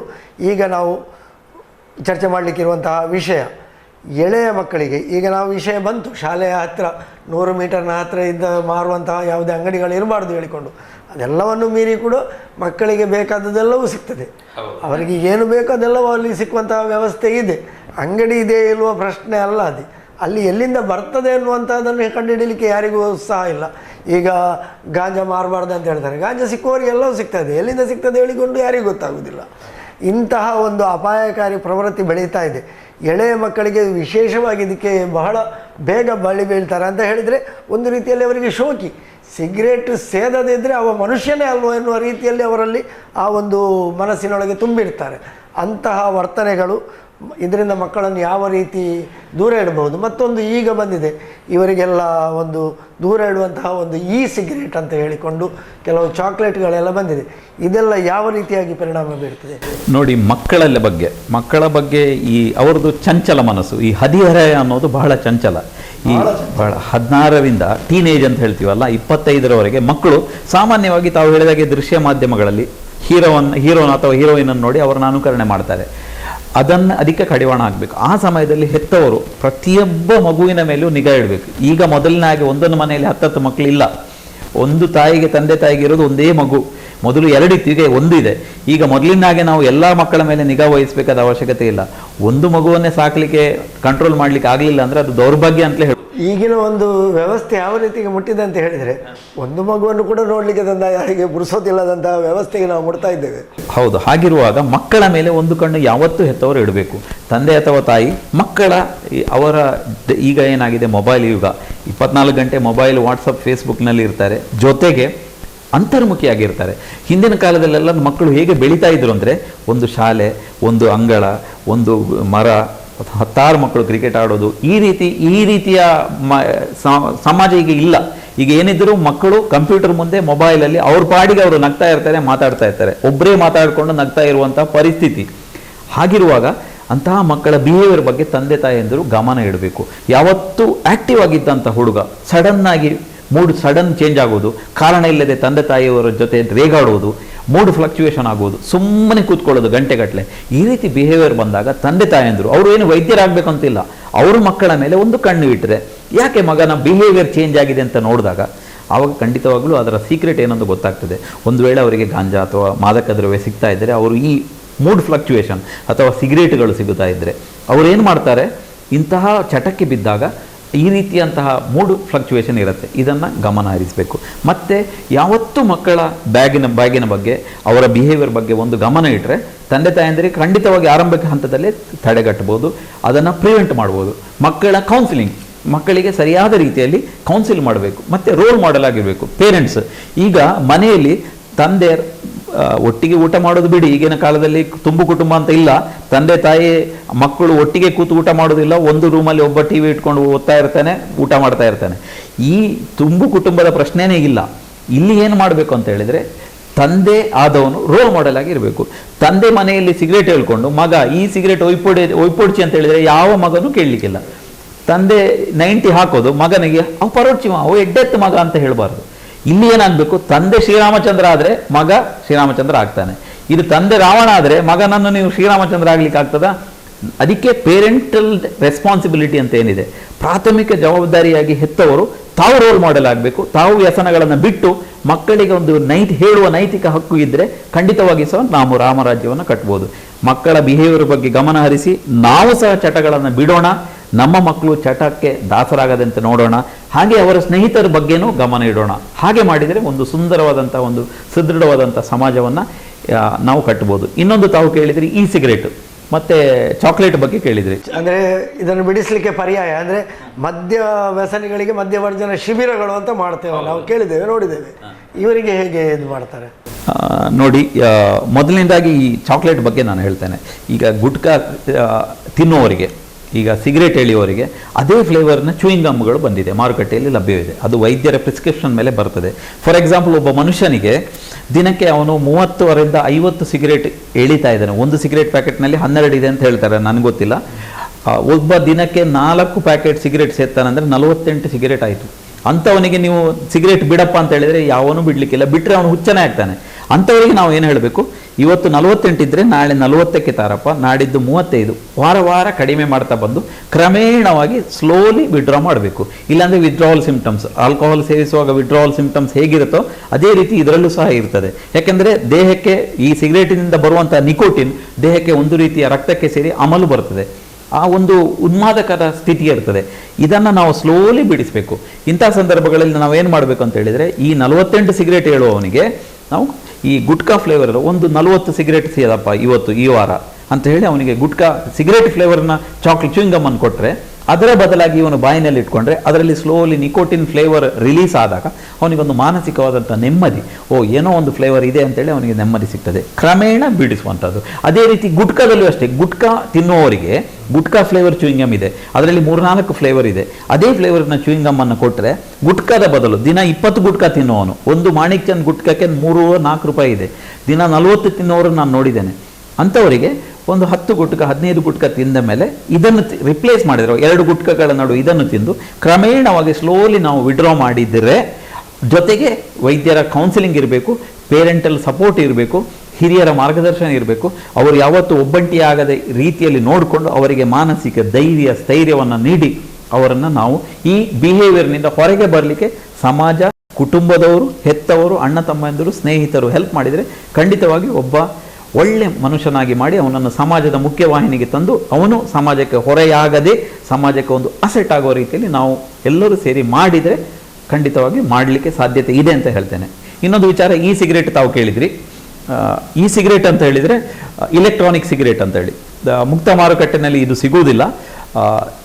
ದಿನಕ್ಕೆ 40-50 ಸಿಗರೇಟ್ ಸೇದುವವರಿಗೆ ಅದರ ಮೇಲೆ ಒಂದು ಚಟ, ಅದು ಇಲ್ಲದೆ ಬದುಕಲಿಕ್ಕೆ ಆಗೋದಿಲ್ವ ಅಂತ ರೀತಿಯ ಒಂದು ಭಾವನೆ ಇರ್ತದೆ. ಕೆಲವರು ಹೇಳ್ತಾರೆ ಇಂಕು ಬಲ್ಪು ಟಾಯ್ಲೆಟ್ ಪೌಡರ್ ಅಂತ ಸಿಗರೇಟ್ ಇದ್ದೆ ಅಂತ ಬರ್ಪುಜ್ಜಿ ಅಂತೇಳಿ, ಆ ರೀತಿ ಮನೋಭಾವನೆ ಜನರಿಗಿದೆ. ಅಂಥವರಿಗೆ ಈ ಸಿಗರೇಟ್ ಇದ್ದರೆ ಅದು ಒಂದು ದ್ರಾವಣ ಇರುತ್ತೆ, ಈ ಲಿಕ್ವಿಡ್ ಅಂತ ಇರುತ್ತೆ, ಅದರಲ್ಲಿ ಅದನ್ನು ಒಂದು ಸೆನ್ಸಾರನ್ನು ಪ್ರೆಸ್ ಮಾಡಿದಾಗ ಒಂದು ರೀತಿಯ ಉನ್ಮಾದಕರ ಸ್ವಾದ ಬರ್ತದೆ. ಅದು ನಿಕೋಟಿನ್ ಫ್ಲೇವರ್ ಇರುತ್ತೆ, ನಿಕೋಟಿನ್ ಇಲ್ಲದೆ ಇರುವಂಥದ್ದು ಇದೆ, ನಿಕೋಟಿನ್ ಇರುವಂಥ ಫ್ಲೇವರ್ ಇದೆ. ಅದನ್ನು ದೇಹಕ್ಕೆ ಸೇರಿಸಿಕೊಂಡಾಗ, ಎಳೆದುಕೊಂಡಾಗ ಅವರಿಗೊಂದು ರೀತಿಯ ಉನ್ಮಾದಕತೆ ಸಿಗ್ತದೆ. ಆದರೆ ನಮ್ಮ ರೆಗ್ಯುಲರ್ ಸ್ಮೋಕಿಂಗ್ ಬರ್ನ್ ಮಾಡೋ ಸಿಗರೇಟಿಂದ ಬರುವಂಥ ಹೊಗೆ ಅದರಲ್ಲಿ ಬರುವುದಿಲ್ಲ. ಈ ಸಿಗರೇಟಿನ ಒಂದು ಅಡ್ವಾಂಟೇಜ್ ಅಂದರೆ ಪ್ಯಾಸಿವ್ ಸ್ಮೋಕಿಂಗಿನ ತೊಂದರೆಗಳಿಲ್ಲ. ಪ್ಯಾಸಿವ್ ಸ್ಮೋಕರ್ ಅಂದರೆ ಒಬ್ಬ ಬಸ್ ಸ್ಟ್ಯಾಂಡಲ್ಲಿ ಸಿಗರೇಟ್ ಎಳಿತಾ ಇದ್ದರೆ ಪಕ್ಕದವನಿಗೂ ಸಹ ಅದರ ಹೊಗೆ ಹೋಗ್ತದೆ, ಹತ್ತಿರದವನಿಗೂ ಅದರ ಅವನಿಗೂ ಕ್ಯಾನ್ಸರ್ ಬರ್ತದೆ. ಕೆಲವರು ಹೇಳ್ತಾರೆ ಯಾನು ಸಿಗರೇಟೇ ಹೋಯ್ತಿದ್ದೆ ಎಂಕೆಲ್ಲ ಕ್ಯಾನ್ಸರ್ ಬರ್ಪುಂಡ ಅಂತ ಹೇಳಿ. ಸಾಧ್ಯತೆ ಇದೆ, ಯಾಕೆಂದ್ರೆ ದಿನ ಮನೆಯಲ್ಲಿ ತಂದೆ ಸಿಗರೇಟ್ ಎಳಿತಾ ಇದ್ರೆ ಮಕ್ಕಳಿಗೆ ಸಹ ಬರುವ ಸಾಧ್ಯತೆ ಇದೆ. ಹಾಗಿರುವಾಗ ಸೋಷಿಯಲ್ ರೆಸ್ಪಾನ್ಸಿಬಿಲಿಟಿ ನಮಗೆ ಬರೋದರ ಜೊತೆಗೆ ಬರದ ರೀತಿಯಲ್ಲಿ ಬೇರೆಯವರಿಗೆ ಸಹ ಬಾರದ ರೀತಿಯಲ್ಲಿ ನಾವು ಬಿಹೇವ್ ಮಾಡಬೇಕು. ಈ ಸಿಗರೇಟಿಂದ ಲಾಭ ಏನಂದರೆ ಪ್ಯಾಸಿವ್ ಸ್ಮೋಕಿಂಗ್ ಮಾಡುವವರಿಗೆ ಯಾವುದೇ ತೊಂದರೆ ಇಲ್ಲ. ಈ ಸಿಗರೇಟು ಆ ದ್ರಾವಣವನ್ನು ಸೆನ್ಸಾರ್ ಪ್ರೆಸ್ ಮಾಡಿದಾಗ ದ್ರಾವಣವನ್ನು ರಿಪ್ಲೇಸ್ ಮಾಡಿದರೆ ಒಂದು ರೀತಿ ಉನ್ಮಾದಕತೆ ಸಿಗ್ತದೆ. ಈ 40-50 ಸಿಗರೇಟ್ ಏದುವವರಿಗೆ ಈ ಸಿಗರೇಟ್ ಕೊಟ್ಟರೆ ಕ್ರಮೇಣ ಅದು ಕಡಿಮೆ ಆಗ್ತದೆ. ನಮ್ಮ ಭಾರತದಲ್ಲಿ ಅಷ್ಟು ಫೇಮಸ್ ಅಲ್ಲ, ಫಾರಿನ್ ಕಂಟ್ರೀಸ್ನಲ್ಲಿ ಫಾರ್ ಎಕ್ಸಾಂಪಲ್ ಅಮೇರಿಕಾ USA ಅಲ್ಲಿ ಏನಂದರೆ ಬೆಳಿಗ್ಗೆ ಎದ್ದು ಕೂಡಲೇ ಅವರು ಪೆಪ್ಸಿ ಕುಡಿಬೇಕು, ಸಿಗರೇಟ್ ಎಳಿಬೇಕು, ಏಳುವಾಗಲೇ ಒಂದು ಸಿಗರೇಟು ಒಂದು ಪೆಪ್ಸಿ, ಅಂತಹ ಜೀವನ ಮಾಡ್ತಾ ಇದ್ದಾರೆ. ಅಂಥವರಿಗೆ ಅಲ್ಲಿ 90% ಸೇಲ್ ಆಗೋದು ಅಮೇರಿಕಾದಲ್ಲಿ ಈ ಸಿಗರೇಟ್. ನಮ್ಮ ಭಾರತ ದೇಶಕ್ಕೆ ಇನ್ನೂ ಬಂದಿಲ್ಲ. ಇನ್ವೆಸ್ಟ್ಮೆಂಟ್ ಸಹ ಸ್ವಲ್ಪ ಕಡಿಮೆ, ಇನಿಷಿಯಲಿ ಒಂದು 2,500-3 ಸಾವಿರ ರೂಪಾಯಿ ಇದೆ. ಇದು ಅಮೆಝಾನ್ಗಳಲ್ಲಿ ಈ ಮಾರ್ಕೆಟಿಂಗ್ನಲ್ಲಿ ಜಾಸ್ತಿ ಸಿಗ್ತದೆ. ಅದನ್ನು ತಂದು ಇಟ್ಕೊಂಡ್ರೆ ಈ ರೆಗ್ಯುಲರ್ ಸಿಗರೇಟ್ನ ಬದಲು ಇದನ್ನು ಮಾಡಿ ಕ್ರಮೇಣ ಇದು ಚಟನೇ ಇಲ್ಲ ಅಂತ ನಾನು ಹೇಳಲ್ಲ, ಸಿಗರೇಟಿಗಿಂತ 50% ಲೆಸ್ ಹಾರ್ಮ್ಫುಲ್ ಈ ಸಿಗರೇಟು. ಕ್ರಮೇಣ ಈ ಸಿಗರೇಟಿನಿಂದಲೂ ನಾವು ಮನೋಸ್ಥೈರ್ಯವನ್ನು ಜಾಸ್ತಿ ಮಾಡಿಕೊಂಡು ಹೊರಗೆ ಬಂದರೆ ಒಳ್ಳೆಯದು ಅಂತ ಹೇಳಲಿಕ್ಕೆ ಇಷ್ಟಪಡ್ತೇನೆ. ಹಾಗಂತೇಳಿ ಬರೀ ಈ ಸಿಗರೇಟಿಗೆ ದಾಸರಾಗುವುದು ಒಳ್ಳೆಯದಲ್ಲ. ರೆಗ್ಯುಲರ್ ಸಿಗರೇಟಿಗನ್ನು ಬಿಟ್ಟು ಈ ಸಿಗರೇಟನ್ನು ಕಂಟಿನ್ಯೂ ಮಾಡಿ ಆಮೇಲೆ ನಿಧಾನವಾಗಿ ಚಟದಿಂದ ಹೊರಗೆ ಬೇಕು ಅಂತ ಹೇಳಿ ಅದಕ್ಕೊಂದು ಪರ್ಯಾಯವಾಗಿ ಇದನ್ನು ಉಪಯೋಗಿಸಬೇಕು. ಇದರ ಉಪಯೋಗದಿಂದ ಅದು ಕಡಿಮೆ ಆಗುತ್ತಾ ಬರಬೇಕು. ಅಂತೂ ಇದು ಕೂಡ ತೊಂದರೆ ಯಾವುದೇ ವಸ್ತುವನ್ನು ನಾವು ಅಗತ್ಯಕ್ಕಿಂತ ಜಾಸ್ತಿ ಬಳಸಿದರೆ ತೊಂದರೆ, ಅತಿಯಾದರೆ ಅಮೃತವು ವಿಷ ಅಂತ ಹೇಳ್ತೇವೆ. ಹೌದು. ಹಾಗಿರುವಾಗ ಆ ಚಟದಿಂದ ಹೊರಬರಲಿಕ್ಕೆ ಇದೊಂದು ಸಾಧನ ಅಷ್ಟೇ. ಮತ್ತೆ ತಾವು ಹೇಳಿದಾಗೆ ಮಧ್ಯವರ್ಜನ ಶಿಬಿರದಲ್ಲಿ ಅಲ್ಟಿಮೇಟ್ಲಿ ಒಮ್ಮೆ ಆ ಮಧ್ಯವರ್ಜನ ಶಿಬಿರದಲ್ಲಿ ನೀವು ಜೀವಮಾನ ಇರಲಿಕ್ಕೆ ಆಗುದಿಲ್ಲ. ಹೊರಗೆ ಬಂದ ಮೇಲೆ ಅವರ ಕುಟುಂಬದವರು, ಅವರ ಸ್ನೇಹಿತರು, ಪರಿವಾರದವರು ಅವರಿಗೆ ಒಂದು ಮಾನಸಿಕ ಧೈರ್ಯ ನೀಡಿ ಅವರನ್ನು ಮುಖ್ಯವಾಹಿನಿಗೆ ಬರುವ ರೀತಿಯಲ್ಲಿ ಪ್ರಯತ್ನ ಮಾಡಬೇಕು. ಅದೇ ರೀತಿ ಈ ಸಿಗರೇಟ್ಗಳು ಅಷ್ಟೇ, ರೆಗ್ಯುಲರ್ ಸಿಗರೇಟ್ನಿಂದ ಈ ಸಿಗರೇಟಿಗೆ ಬಂದ ಮೇಲೆ ಅವರಿಗೆ ಸ್ಥೈರ್ಯ ನೀಡಿ ಅವರನ್ನು ಮುಖ್ಯವಾಹಿನಿಗೆ ಸೇರಿಸಿಕೊಳ್ಬೇಕಾದ ಅಗತ್ಯತೆ ಈಗಿನ ಕಾಲದಲ್ಲಿ ಇದೆ ಅಂತ ಹೇಳಲಿಕ್ಕೆ ನಾನು ಇಚ್ಛೆಪಡ್ತೀನಿ. ಅಂತೂ ಯಾರೆಲ್ಲ ಇದಕ್ಕೆ ವ್ಯಸನಿಗಳಾಗಿದ್ದಾರೋ ಅವರನ್ನು ಅವರ ಮನೆಯವರು ಮತ್ತು ಅವರ ಸ್ನೇಹಿತರು, ಕುಟುಂಬದವರು ನೋಡಿಕೊಳ್ಳುವಂತಹ ಒಂದು ವ್ಯವಸ್ಥೆ ಅದು ನಿರಂತರವಾಗಿ ಇದ್ದರೆ ಆ ಒಂದು ದುಶ್ಚಟಗಳಿಂದ ನಾವು ಅವರನ್ನು ದೂರ ಮಾಡಬಹುದು, ಸಮಾಜಕ್ಕೆ ಅವರನ್ನು ಒಂದು ಒಳ್ಳೆಯ ಸಂಪನ್ಮೂಲ ವ್ಯಕ್ತಿಯಾಗಿ ಕೊಡಬಹುದು ಅಂತ ಹೇಳಿಕೊಂಡು ಈಗ ಇವತ್ತು ವಿಶ್ವ ತಂಬಾಕು ರಹಿತ ದಿನಾಚರಣೆ, ಇದರ ಬಗ್ಗೆ ನಾವು ಬಹಳ ವಿಶೇಷವಾಗಿ ಮಾತನಾಡಿದೆವು. ಮಾತಾಡಲಿಕ್ಕೆ ಹೋದರೆ ಇನ್ನಷ್ಟು ವಿಷಯಗಳು ತುಂಬ ಇವೆ. ಆದರೂ ಕೊನೆಯದಾಗಿ ನಮ್ಮ ಒಂದು ಪ್ರೇಕ್ಷಕರಿಗೆ ಅಥವಾ ವೀಕ್ಷಕರಿಗೆ ನೀವು ಕೊಡುವಂತಹ ಸಂದೇಶ ನೋಡಿ. ನಾನು ಹೇಳುವುದು ಇಷ್ಟೇ, ನಾವೆಲ್ಲ ಒಂದು ದೇಶದ ಸತ್ಪ್ರಜೆಯಾಗಿ ನಮಗೆ ಒಂದು ಸಾಮಾಜಿಕ ಹೊಣೆಗಾರಿಕೆ ಅಂತ ಇದೆ.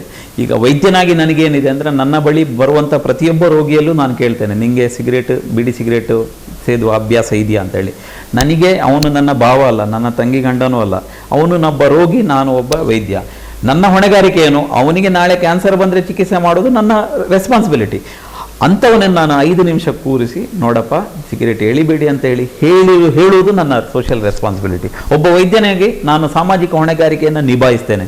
ನಾನು ನಮ್ಮ ವೀಕ್ಷಕರಲ್ಲಿ, ಧೂಮಪಾನಿಗಳಲ್ಲಿ ನಾನು ಕೇಳಿಕೊಳ್ಳುವುದು ಇಷ್ಟೇ, ನಿಮ್ಮ ಕುಟುಂಬಸ್ಥರು, ನಿಮ್ಮ ವೈದ್ಯರು, ನಿಮ್ಮ ಸ್ನೇಹಿತರು ಒಂದು ಒಳ್ಳೆ ಮಾತು ಹೇಳಿ, ಇವತ್ತಿನ ದಿವಸ ಮೇ 31 ನೋ ಟೊಬ್ಯಾಕೋ ಡೇ, ನೀವು ಸಿಗರೇಟನ್ನು ಬಿಡಿ, ಬೀಡಿ ಸಿಗರೇಟು ಸಹವಾಸ, ಹೆಂಡತಿ ಮಕ್ಕಳ ಉಪವಾಸ, ಧೂಮಪಾನದ ನಗೆ, ಮನೆ ಮುಂದೆ ಹೊಗೆ, ಹೀಗೆಲ್ಲ ನಾವು ಹೇಳ್ತೀವಿ. ಎಲ್ಲ ಓಕೆ, ತಂಬಾಕಿ ಯಾಕೆ, ಈ ರೀತಿ ಎಲ್ಲ ಘೋಷವಾಕ್ಯಗಳು, say no to tobacco, live long, ಈ ರೀತಿ ಹಲವಾರು ವೇದವಾಕ್ಯಗಳನ್ನು, ಘೋಷವಾಕ್ಯಗಳನ್ನು ನಾವು ಹೇಳ್ತಾ ಇದ್ದೇವೆ. ಯಾಕೆಂದರೆ ಈ ಧೂಮಪಾನಿಗಳಿಗೆ ಒಂದು ರೀತಿಯ ಮಾನಸಿಕ ಪರಿವರ್ತನೆ ಹೊಂದಿ ತಾವೆಲ್ಲರೂ ಇಂತಹ ಚಟಗಳನ್ನು ಬಿಟ್ಟು ಒಳ್ಳೆ ಮನುಷ್ಯರಾಗಿ ಸಮಾಜದ ಮುಖ್ಯವಾಹಿನಿಗೆ ಬಂದು ಸಮಾಜಕ್ಕೆ ನಿಮ್ಮಿಂದ ಏನಾದರೂ ಒಂದು ಒಳ್ಳೆಯ ಪ್ರೊಡಕ್ಟಿವ್ ಆಗಿ ಒಂದು ಸಮಾಜಕ್ಕೆ ನೀವು ಒಂದು ಒಳ್ಳೆಯ ಸತ್ಪ್ರಜೆಯಾಗಿ ಆಗಲಿ ಅಂತ ಹೇಳಿ ನಾನು ಆಶಿಸುತ್ತಾ, ಎಲ್ಲ ಧೂಮಪಾನಿಗಳಲ್ಲಿ, ಗುಟ್ಕಾ ಮತ್ತು ಎಲ್ಲ ತಿನ್ನುವಂಥ ಎಲ್ಲ ರೋಗಿಗಳಲ್ಲಿ ನಾನು ಕೇಳಿಕೊಳ್ಳೋದು ಇಷ್ಟೇ, ದಯವಿಟ್ಟು ಇವತ್ತಿನ ದಿವಸ ಒಳ್ಳೆ ದಿವಸ, ನಿಮ್ಮ ಎಲ್ಲ ಚಟಗಳಿಗೆ ನೀವು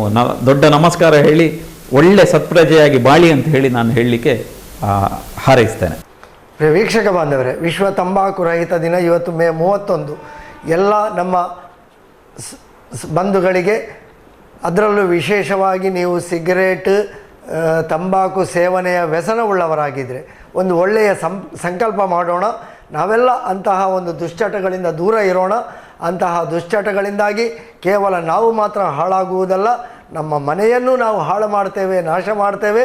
ನಮ್ಮ ಮುಂದಿನ ಸಮಾಜಕ್ಕೂ ನಾವು ಒಂದು ದುಷ್ಪರಿಣಾಮವಾದಂತಹ ವ್ಯಕ್ತಿಗಳಾಗ್ತೇವೆ ಎನ್ನುವಂಥ ತಿಳುವಳಿಕೆಯನ್ನು ಹೊಂದಿಕೊಂಡು ಎಲ್ಲರೂ ಸತ್ಪ್ರಜೆಗಳಾಗೋಣ, ಎಲ್ಲರೂ ತಂಬಾಕನ್ನು ದೂರ ಮಾಡುವಂತಹ ಒಂದು ಸಂಕಲ್ಪವನ್ನು ಮಾಡಿಕೊಂಡು ಈ ಒಂದು ವಿಶ್ವ ತಂಬಾಕು ರಹಿತ ದಿನ ಯಾವುದಿದೆಯೋ ಈ ಸಾಂಕೇತಿಕ ದಿನ ಅದು ನಿರಂತರವಾಗಿ ನಮ್ಮ ಬದುಕಿನಲ್ಲಿ ಭವಿಷ್ಯದಲ್ಲಿ ಮನಸ್ಸಿನಲ್ಲಿ ಅಚ್ಚೊತ್ತದೆ ಉಳಿಯಲಿ ಅಂತ ಹೇಳಿಕೊಂಡು ಎಲ್ಲರಿಗೂ ನಮಸ್ಕಾರ ಹೇಳ್ತಾ ಈ ಒಂದು ಮಾಹಿತಿಯನ್ನು ನಮ್ಮೊಂದಿಗೆ ಹಂಚಿಕೊಂಡಂತಹ ಡಾಕ್ಟರ್ ಮುರಳಿ ಮೋಹನ್ ಚೂಂತಾರ್ ಇವರಿಗೂ ಕೂಡ ನಮ್ಮೆಲ್ಲ ವೀಕ್ಷಕ ಬಂಧುಗಳ ಪರವಾಗಿ ವಂದನೆಗಳನ್ನು ಸಲ್ಲಿಸ್ತಾ ಇದ್ದೇವೆ.